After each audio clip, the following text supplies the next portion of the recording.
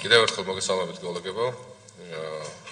ფორუმი გვაქვს ვიწყებთ კომიტეტის სხდომას გათვალისწინებული დღისას გათვალისწინებულია ორი საკითხი დაჩქარებული წესით ის საკითხები რომელიც დღეს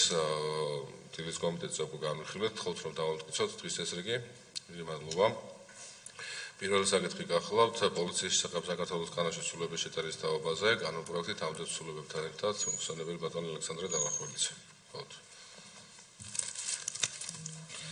მოგესალმებით, მე სამოსმენი წარმოგიდგეთ პოლიციის შესახებ საქართველოს კანონში და თანამდებობ საკანონმდებლო აქტებში ცვლილებების პაკეტს. მოგეხსენებათ, რომ აღნიშნული ცვლილების მიზანს წარმოადგენს შინაგან საქმეთა სამინისტროს სისტემაში და სახელმწიფო უსაფრთხოების სამსახურში უმაღლესი განათლების მიღების შესაძლებლობის გაჩენა, შესაბამისად კონკრეტული დებულებები შემუშავებულია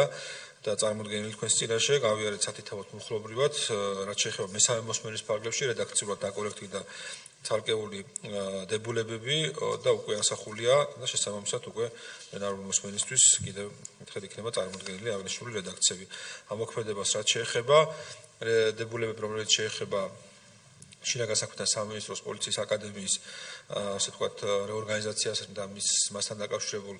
დებულებებს ამოქმედება 2026 წლის 1 მარტიდან, ხოლო სახელმწიფო უსაფრთხოების სამსახურის აკადემიასთან დაკავშირებული დებულებები ამოქმედება გამოქვეყნებისთანავე. ერთი საკითხი მინდა დავაზუსტო მესამე მოსმენის ფარგლებში, მოგეხსენებათ, რომ პარალელურ რეჟიმში განიხილება განათლების სამინისტროს მიერ მომზადებული ცვლილებათა პაკეტი უმაღლეს განათლების შესახებ კანონში და მის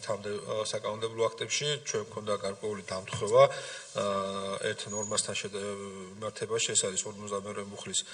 მეხუთე პუნქტი, შესაბამისად ასახულია ამ ცვლილებაში, ჩვენს მიერ წარმოქმნილ რედაქციაში უკვე ასახულია როგორც განათლების სამინისტროს მიერ მომზადებული პროექტიდან დებულებები, ასევე ის ცვლილებები, რაც ხორციელდებოდა და თქვენის ნებართვით წარმოადგენთ თქვენ წინაშე, ანუ სულად არის ასახული ეს საკითხები. თუ რამე კითხვები არსებობს, რატო კი პასუხობთ ამოწურავად. კი ბატონო, კოლეგებო, შენიშვნები მოსაზრებები ხომ არ არსებობს? ასეთი არ არის, დამცველი საზოგადოებისგანაც არ გახლავთ.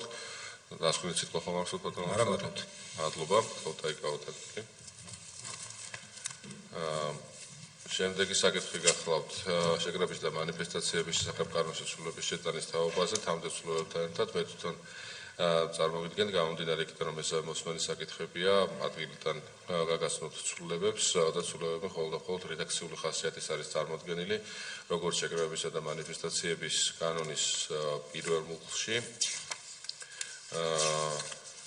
და თითოეულ პუნქტთან დაკავშირებით მეორე პუნქტი უცვლელად გახლავთ თუ შენიშვნები მოსაზრებები არის ასეთი არ გახლავთ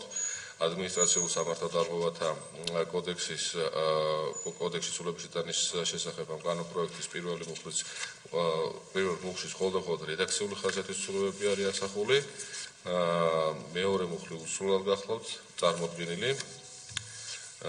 თავმდევ ადმინისტრაციულ სამართალდარღვევათა კოდექსის ცვლილების შეტანის შესახებ საქართველოს კანონში ცვლილების შეტანის თაობაზე აქაც მხოლოდ რედაქციული ხასიათის ცვლილებაა ასახული დარიგებულ ტექსტში შემდეგ კანონპროექტში სრულად ანალოგიური ცვლილებები არის შენიშვნები მოსაზრებები ხომ არ გახლავთ ასეთი არ არის დიდი მადლობა შეგვიძლია გადავიდეთ კენჭისყრის პროცედურაზე ვინ არის მომხრე ბატონი ალექსანდრე დავახველიძის მიერ წარმოქმნილ ინიციატივას დაუჭიროთ მხარი დამცველთა მიერ ერთხმად მადლობა და ბოლოს საკითხი შეკრების და მანიფესტაციების შესახებ საქართველოს კანონში ცვლილების შეტანის თაობაზე მესამე მოსმენით ვინ არის მომხრე მხარი დაუჭიროთ დამცველთა მიერ ერთხმად დიდი მადლობა ამით ჩვენი კომიტეტის ხმა დასრულებულია შეგვიძლია გადავინაცვლოთ კანონის ხმათა დარბაზში